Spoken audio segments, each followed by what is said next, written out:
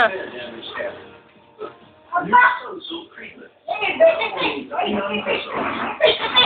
Patitola. Panlin. Magandang hapon po.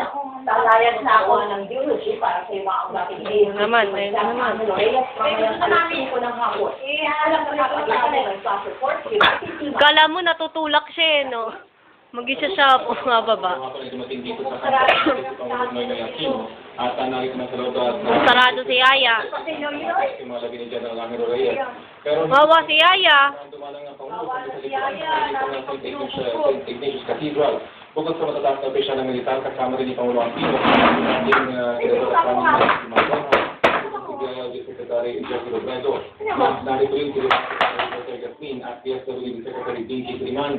Wala man sa schedule ng Pangulo ang pagturo na ngayong hapon dito, kalalapag lang niya sa palitan Wasak-wasak. sa Pangulo kung saan siya bumisita. Ayon sa pagkakalitang Pangulo, may mga naging bumisita ang Pangulo sa Palasyo ng Malacanang, pero pinarapan muna ang laging dito ng Pangulo para naman magbigay ng kanyang huling respeto sa isang dating ng pinuno kung saan datahan ng Pilipinas. Ilang minuto rin nag-uusap ang Pangulo at itong sinisita sa Israel kasama nilang mga mula at magiging minsan ay nakikita nating masangiti ang mga huli ng general at pagkakentuhan ang Pangulo. Tumagal din ng halos kalating oras si Pangulo Aquino dito at umalis kanina naman sa pamamagitan ng kailang rasparin ng simbahan. Inaasang tutuloy na ang Pangulo sa Palasyo ng Malacanang. At may